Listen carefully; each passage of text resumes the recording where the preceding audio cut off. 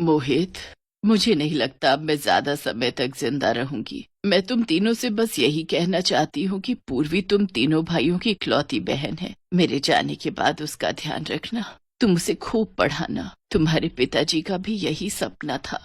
माँ तुम चिंता मत करो, हम उसका खूब ध्यान रखेंगे। शिवानी, निशा बहू, यहाँ आओ दोनों। जी माँ जी। अब मैं पूर्वी की जिम्मेदारी तुम दोनों को सौंप रही हूँ। आप फिक्र मत कीजिए माँ जी, हम उसका अच्छे से ध्यान रखेंगे। हाँ माँ जी, वो हमारी छोटी बहन जैसी है। पूर्वी, मेरी बच्ची, आज से यही तुम्हारे माता पिता हैं। ऐसा मत कहो माँ, प्लीज हम सबको छोड़कर मत जाओ। मेरी बच्ची, जो भी इस संसार में आए है, एक दिन उसको जाना ही होता है। यही सरला के आखिरी लफ्ज थे। इसके बाद उसने अपनी आंखें बंद कर ली। पूर्वी को अपनी माँ की मौत के सदमे से उभरने में पूरा 1 महीना लग गया। फिर 1 महीने बाद जब वो कॉलेज जाने के लिए तैयार हुई। भाभी, मैं कॉलेज जा रही हूँ। कॉलेज? लेकिन क्यों? अब इन सब की क्या जरूरत है? क्या मतलब भाभी? मतलब ये कि अब तू घर का काम काज सीख। शादी के बाद तेरी पढ़ाई नहीं बल्कि चूल्हा चौका ही काम आएगा। बिल्कुल ठीक कह रही हैं जेठानी जी।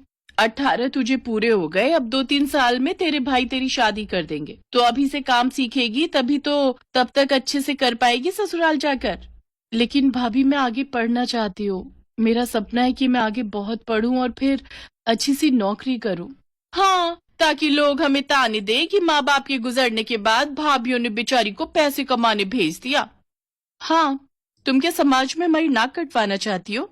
और वैसे भी सासू माँ ने कहा था कि अब से हम तुम्हारी माँ हैं, तो हमारा कहना मान। आज से तेरी पढ़ाई बंद, समझी? हाँ, और अब ये किताबें अंदर रख और लग जा काम पर।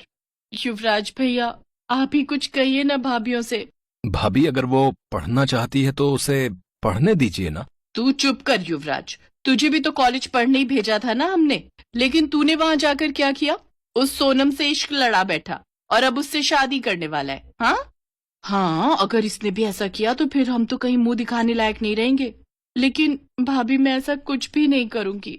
अपनी जुबान बंद रखो और जाओ किचन में जाकर खाना बनाने की तैयारी करो।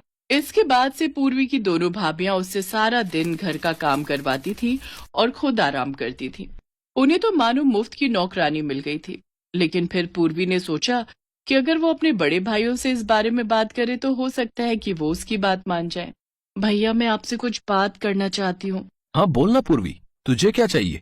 भैया, बड़ी और मंझली भाभी ने मेरी पढ़ाई बंद करवा दी है। मुझे कॉलेज जाना है भैया, मैं आगे पढ़ना चाहती हूँ। क्या? पर ऐसा क्यों किया उन्होंने? शिवानी, निशा, यहाँ आओ। ये मैं क्या सुन रहा हूँ? तुमने पूर्वी की पढ़ाई बंद करवा दी?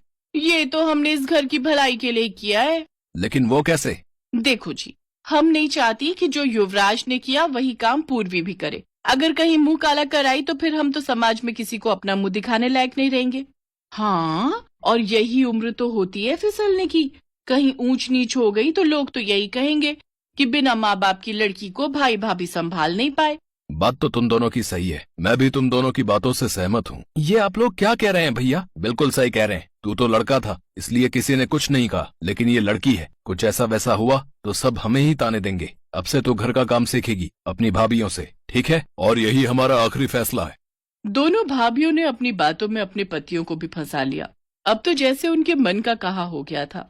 अब तो वो दोनों पूरा दिन आराम करती और बेचारी पूर्वी पर हुक्म चलाती। पूर्वी, अरे ओ पूर्वी, कहाँ मर गई?